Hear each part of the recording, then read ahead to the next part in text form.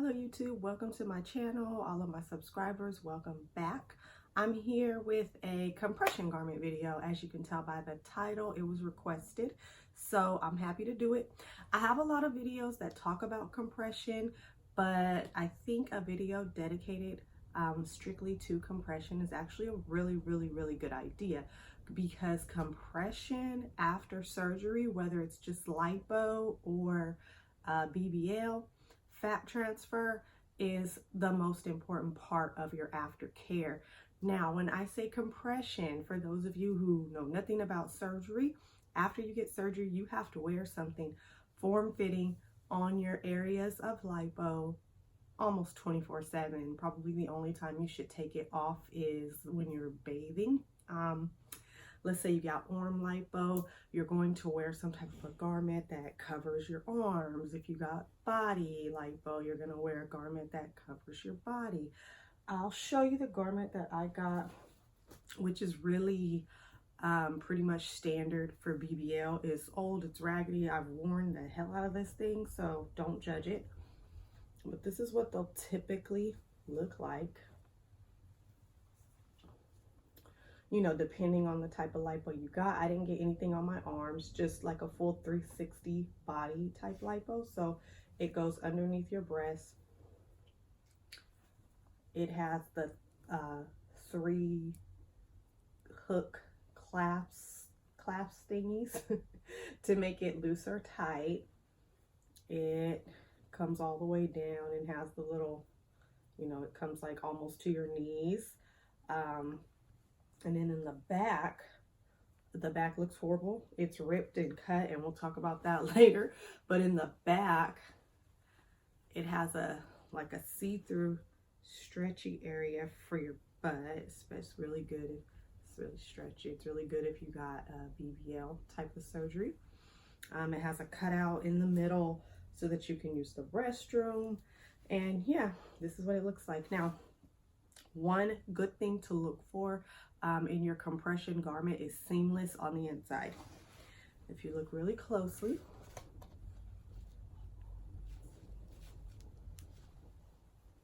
this is the outside. It almost looks inside out, because you don't want seams. You don't want this on your skin. You've just had surgery, whether lipo, BBL, you've had your fat removed. You've had an instrument inside your skin sucking it out. That skin has to heal. That skin's going to be swollen. That skin has to tighten back up. That skin has to form to your body. So you don't want any indentions anywhere that you can help, causing your body to become irritated, because it does happen. Look it up. Look at like Faja. We call these Fajas in the surgery world, garment, but look up like Faja burns, garment burns. It's not really a burn, it's just the irritation of the skin. So you want your skin to be as smooth as possible underneath the garment. So yeah, seamless, the more seamless the better. Also, your doctor, depending on your doctor, not every doctor does this, believe it or not, if you've already had surgery, but your doctor is probably going to suggest lipo foam. I'll insert a picture because I don't have any.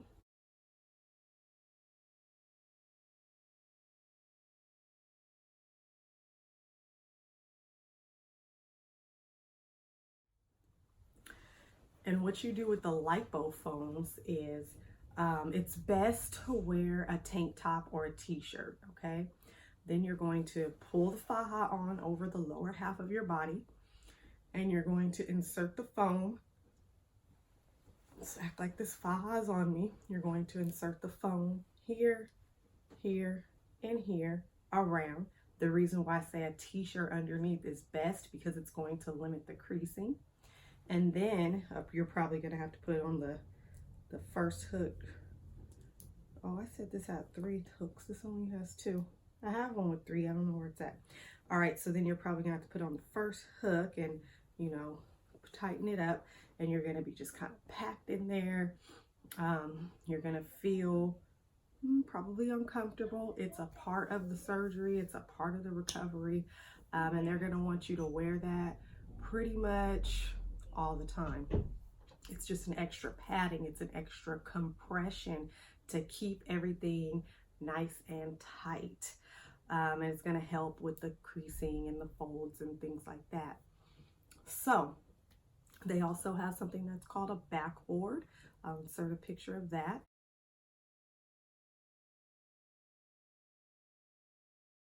That you'll put in the back. A lot of women, when they get their surgery, they want to make sure that the top part of their butt, you know, has that little, how does it go? You know, little indentation, and the backboard will push your back in and keep that little cut, little nice little V, nice and perfect for you. So not only will you have this, you'll have things stuffed inside of this. You know what I suggest, honestly, if you're going to strategically plan surgery, plan it in the winter time. It's the best thing. Mine was, well, I had two, but the BBL was in September. In Miami, of course, because that's where I went. September is really hot. I was miserable out there with the heat, not really with everything else. And when I came back here in California, September starts to cool off a little bit, but it was really hot. But I was still wearing the compression, the lipo foams for months. So I wish I would have waited a little bit longer, but it worked out to where, like, over the holidays, December is cold. So I love to be warm. I'm a cold person anyway, so it didn't bother me that much. Now, with the first surgery, I had a different, I didn't go to a plastic surgeon, cosmetic surgeon, the one that the board certified. I didn't. I went to a weight loss place that does liposuction. They weren't that informative. I said that in one of my videos. I'll link a couple of them down below, so you can see what I mean. They weren't that informative. I kind of had to do my own research after. So what they told me to do, they gave me one of these. It didn't have the legs. I didn't really need the legs. It was like an extra large, and they said it's like a binder. If you've ever seen someone get a tummy tuck, a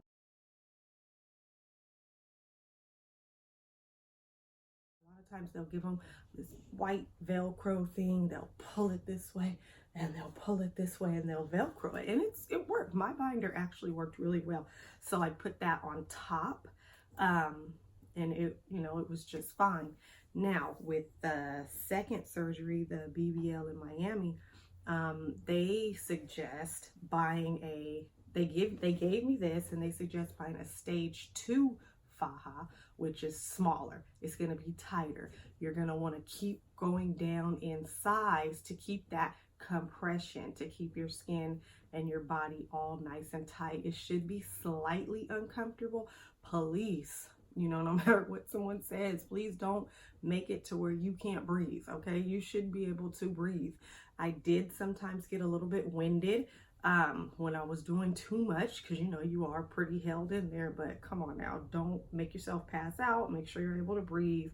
I slept in mine, so obviously it was comfortable enough. Another thing that they suggest is going to a seamstress and having it taken in. They'll take it and they'll take it in for you. Look it up. It's a big industry out there. They'll have it taken in for you as many times as you want. And the ones that are really versed and know about surgery, they'll measure you, and take it in for you real quick, real cheap, and everything else. They have a lot of those going on in Miami. I couldn't find so many here where I am, but I just bought a new one. And then another thing, and this is my journey, and I say it's a suggestion, but some people are against it. I would wear a waist trainer once I felt like it was getting a little loose. I didn't normally wear my waist trainer over the foams, but I have before when I just felt like I wanted more compression. But once I stopped wearing the foams and I was just wearing like a Faja type situation, I'd wear just a regular waist trainer. I don't have one right here, but I do have my full body waist trainer. This thing is tough, okay? This thing gives you that super, super duper hourglass. Look at all the clasps that it has on it. It's super heavyweight. I got this from a place called Ifit Shapers, like iPhone, Ifit Shapers. It's here local to me. I can link their information down below for you guys if you want, if you're in Northern California, because it's a great store that knows all about surgery. They sell the Fajas, the long, the short. They sell every size waist trainer. They sell it all. It's a really, really good store. Just let them know what's going on and they will help you with everything, measure you, do everything for you. They're really great over there. But yeah, this heavy duty thing, and you want to be compressed, I mean, you can't tell how heavy this is from the video and how thick this is, but if you want to be compressed, mama, this is what you're going to wear, okay? So yeah, I used to wear any type of compression, and when you don't, you can feel it. You don't even feel right. Your body doesn't feel right. It's going to tingle. It's going to feel weird. It's going to feel like you need that compression until you're fully healed, until your skin has bonded back with your body. So you need it. Your body's going to tell you that you need it. It's very important if you want everything to look right and everything to be back where it's supposed to be. And again, some doctors don't even really talk about it that much. When I was on realself.com, when I got my first, was it the first or the second? I can't remember which one it was, but there was a girl that I followed and we got our surgeries done around the same time and we talked all the time. And I talked to you guys about swelling before. I know it'll be down in one of the videos down below. And she started to complain about swelling and, you know, normal complaints. Everybody has them. And then she posted a picture. Oh my God, I felt so sorry for that baby. It was like the Michelin Man, you know, and everybody in the comments is like, what kind of compression are you wearing? And she put something on there. I don't know. She had all these bulges. It wasn't form-fitting. It wasn't uniform. It had seams. And her body was literally wavy like this. It wasn't tight. It was something, it was tight in, you know, some places. So her body was literally healing like this. After a while, everybody was telling her, you know, it's the compression, it's compression. And her replies would be, okay, I'll talk to my doctor about it. So I don't know what her doctor was telling her. And after a while, she just stopped posting. So, you know, please, if you take anything from any of these videos, make sure you're wearing some type of seamless, tight fitting compression all the time.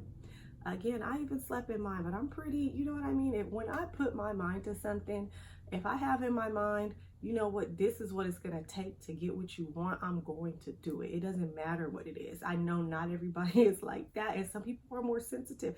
I've had women tell me, I will never sleep in a waist trainer. I will never sleep in compression. Okay, you know, that's you. Okay.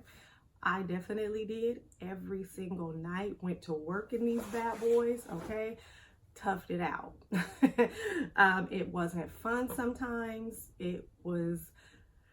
I got heartburn a lot because just like when you're pregnant and, you know, everything's pushed up and it's tight, and that's probably like how you start to get the heartburn and it feels like the food is stuck. Well, I had the waist trainers on all the time. Everything's tight. I was popping Tums left and right, but honey, I was gonna get the results that I wanted, which I did. So, you know, it kind of goes hand in hand. Make sure you're listening to your doctor, but if your doctor's not giving you this type of advice, do research. You know, a doctor is who I'm going to go to, number one, but I am a research queen before I do anything, even after I leave a doctor's office for something as simple as maybe an ear infection for one of my children. I'm going on the internet, and I'm going to start researching different remedies, home remedies, natural things. And that's what I started to do with realself.com. That surgery Instagram was a lifesaver. So again, that video will be below too, because guys, if you don't know about a surgery Instagram, you are sleeping on that. Okay, make one right now. You're gonna meet so many wonderful people. You're going to get all your questions answered. You're going to get to see results real time, deal with real raw feelings, raw emotions, people just getting off the surgery table, going live, telling you about it. Best thing ever. So hopefully that answered any questions you have about compression. Number one question, you need it? Yes. Wear it all the time. I say 23 hours a day, wear that compression. You should only have your stuff off when you're like washing it or you're taking a shower. That's my suggestion. You do what you want or what you can, you know, because again, I understand if you can't do that. And make sure it's all seamless, make sure it's uniform, make sure it's tight, but make sure it's not too tight, make sure it's comfortable enough for you to breathe. I did have a hard time picking up stuff. Don't let me drop a pen at work or something. I literally have just been like, you know what? I'm sorry, do you mind picking that up for me? And I know they're looking at me like, what? I don't feel well. I have a headache because not everyone knew. It's just like when you're pregnant. I don't know if you've ever been pregnant, but imagine being 9 months and dropping something on the ground. You're like, oh my God. So it was kind of like that. I slept on my stomach, so it wasn't that bad with the, because it's kind of like a relief. You're sleeping on your stomach. It doesn't feel that bad. So yeah, wear your compression all the time. Yes, you need it. If you start to notice some type of like wavy indentation or some type of bulge somewhere, fix it. Get something else. Put your binder on. Put a waist trainer on. Get your faja taken in. Get a new faja. Make it smaller. Make it tighter. If you suffer from any type of faja burn or like rash from it, the irritation, always wear something underneath, a t-shirt, like a, what is that called? A Spanx type of situation. We wear something like that underneath, and keep your skin very moisturized and hydrated, and that should help too. And again, if you have any other questions, let me know. If you like this kind of talk or just kind of like, you know, girl talk, things like that, please subscribe to my channel. I would really appreciate it. And give this video a thumbs up. And I'll see you guys in my next video. I'm going to try to upload more. All right, bye.